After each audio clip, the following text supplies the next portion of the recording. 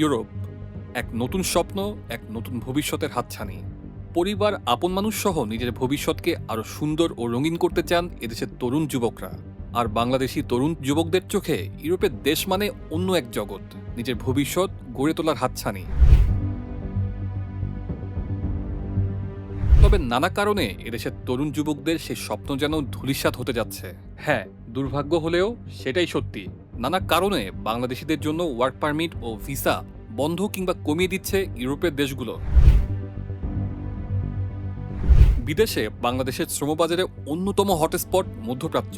তবে সেখানেও আছে সীমাবদ্ধতা। জনশক্তি কর্মসংস্থান ও প্রশিক্ষণ ব্যুরো বিএমইটির তথ্য বলছে, এবছরের জানুয়ারিতে বাংলাদেশ থেকে ৯৭,৮৬২ জন কর্মী বিদেশে গেছেন। এর মধ্যে সৌদি আরব ৭৬,৬১৮ জন কর্মী নিয়োগ দিয়েছে। এরপর কাতার নিয়োগ দিয়েছে ৬,৮৮০ জন, সিঙ্গাপুর দিয়েছে ৪,৮৪৭ জন এবং কুয়েত ২,৮৭৮ জন কর্মী নিয়োগ দিয়েছে। বিএমইটি তথ্য আরও বলছে, গত বছরের নভেম্বর মাসে বাংলাদেশ থেকে ১,০৩,০০০ কর্মী বিদেশে গেছেন। তাদের মধ্যে ৮১ ভাগই গেছেন সৌদি আরবে। ডিসেম্বরে এই হার আরও বেড়ে ৮৯% হয়েছে। মধ্যপ্রাচ্যে অনেকটা একদেশ কেন্দ্রিক হয়ে উঠছে শ্রমবাজার, যা কিনা শঙ্কার বিষয় হয়ে দাঁড়িয়েছে এদেশের বিদেশগামীদের জন্য। এই তো গেল মধ্যপ্রাচ্যের কথা, চলুন আবার ফিরে আসি ইউরোপের দিকে।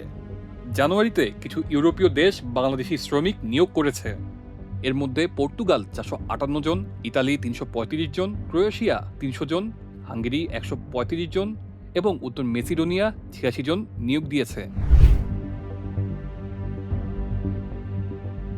তবে যেসব বাংলাদেশি এসব দেশে যাচ্ছেন তাদের বেশিরভাগই অবৈধভাবে ইউরোপের সেনজেন দেশগুলোতে চলে যাচ্ছেন, বা সহজ করে বলা যায় গেম দিচ্ছেন।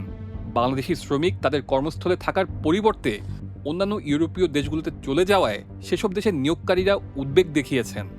এর ফলে ইউরোপীয় দেশগুলো বাংলাদেশিদের জন্য কম ওয়ার্ক ভিসা প্রদান করছে, অনেক ক্ষেত্রে বন্ধই করে দিচ্ছে।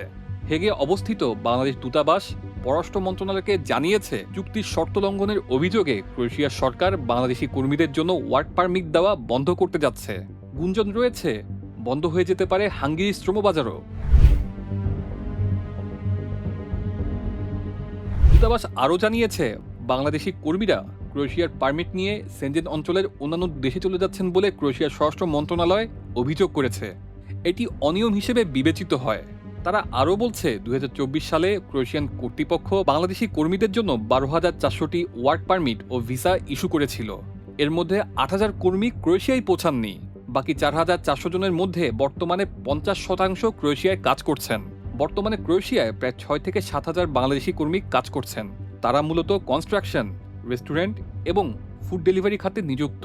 ক্রোয়েশিয়ায় কর্মপরিবেশ এবং সুযোগ সুবিধা অনেক ইউরোপীয় দেশের তুলনায় ভালো হলেও বাংলাদেশি কর্মী ক্রোয়েশিয়ার পারমিট ব্যবহার করে অন্যান্য দেশে চলে যান, যার ফলে দেশে এবং বিদেশে আস্থা সংকটে ভুগছে বাংলাদেশি শ্রমবাজার।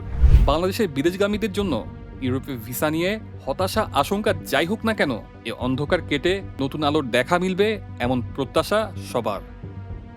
তানজিলুর রহমান তুষার, বৈশাখী সংবাদ।